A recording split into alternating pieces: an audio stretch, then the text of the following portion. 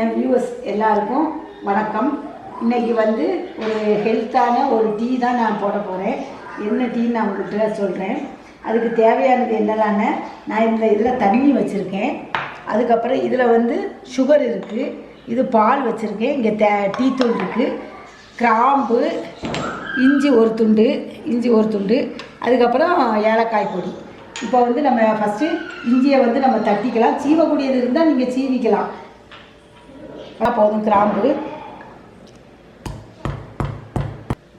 2 கிராம்பு தான், ஏன்னா நான் 1 கப்பு டீ தான் போட போகிறேன். அதனால 2 கிராம் தான். நீங்கள் அந்த கூட டீ போடுறதா இருந்தால் அதுக்கு தக்கன போட்டுக்கோங்க, அவ்வளோதான். இது வந்து இஞ்சியை நல்லா சீவக்கூடியது இருந்தால் சீவிக்கலாம்.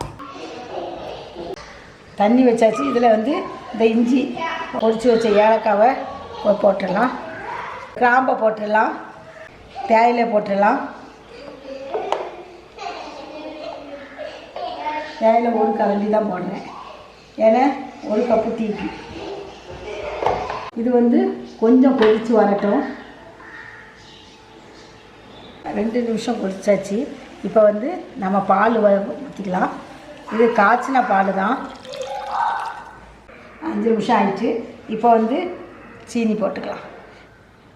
சீனி உங்களுக்கு எவ்வளோ இப்போ சாரெல்லாம் நல்லா இறங்கியாச்சு. இப்போ நம்ம ஃபில்டர் பண்ணிடலாம்.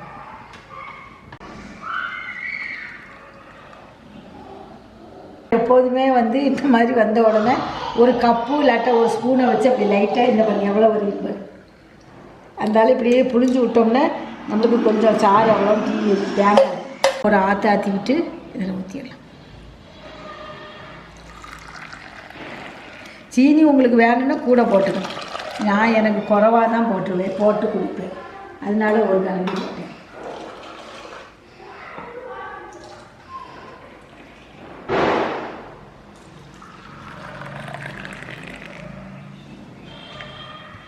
இந்த டீயை ட்ரை பண்ணி பாருங்கள்.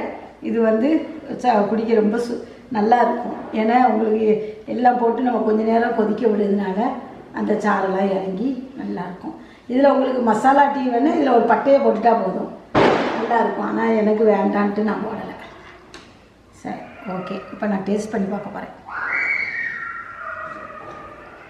நல்ல மணமாக இருக்குது. இஞ்சி ஃப்ளேவர் எல்லாம் சேர்ந்து நம்ம இஞ்சியும் கொதிக்க வச்சதுனால நல்ல சாறு இறங்கிருக்கும். சூப்பராக இருக்கும் டீ.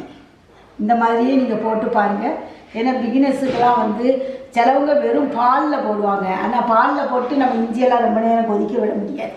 அதனால நீங்கள் எப்படியுமே பால் 1 கப்பு எடுத்தாலும் 1/4 டம்ளராவது தண்ணி ஊற்றி அதில் இஞ்சி எல்லாம் தட்டி போடணும். தண்ணியில் தான் அது கொதிக்கணும். டைரெக்டாக பாலில் போட்டால் அது அவ்வளவு நல்ல ஒரு இதாட்டு வராது. அந்த சாறு அவ்வளோவா இறங்காது. ரொம்ப நேரம் பால் கலந்து கொதிக்கும்போது அது நல்லா இருக்காது. அதனால் நீங்கள் தண்ணியிலே தேயிலை இஞ்சி எல்லாமே போட்டு கொதிக்க விடுங்க. சரியா? ஓகே. இன்னொரு இன்ட்ரெஸ்டிங்கான வீடியோவில் நான் உங்களை மீட் பண்ணுறேன். பாய்.